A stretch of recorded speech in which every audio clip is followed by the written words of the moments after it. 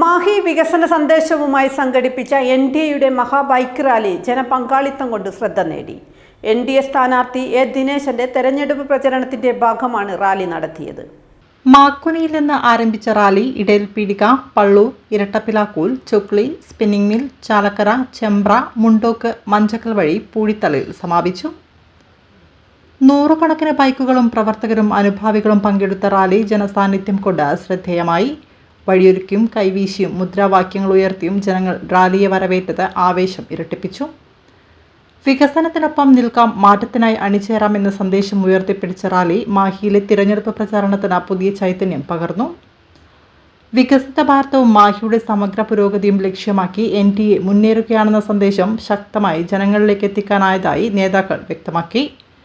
രാഷ്ട്രീയ രംഗത്ത് നിർണായക ചലനം സൃഷ്ടിച്ച ഈ മഹാബൈക്ക് റാലി മാഹിയിലെ തെരഞ്ഞെടുപ്പ് പോരാട്ടത്തിന് ആവേശകരമായ തിരിമറി നൽകുമെന്നാണ് വിലയിരുത്തൽ.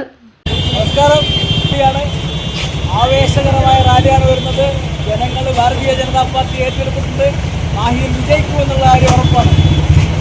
യുടെ കരുത്തനായ സ്ഥാനാർത്ഥി എ ദിനേശനെ വമ്പിച്ച ഭൂരിപക്ഷത്തോടുകൂടി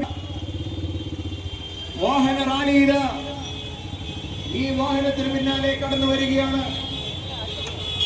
മൂലക്കടലിൽ നിന്നും ആരംഭിച്ച് നിരവധി കേന്ദ്ര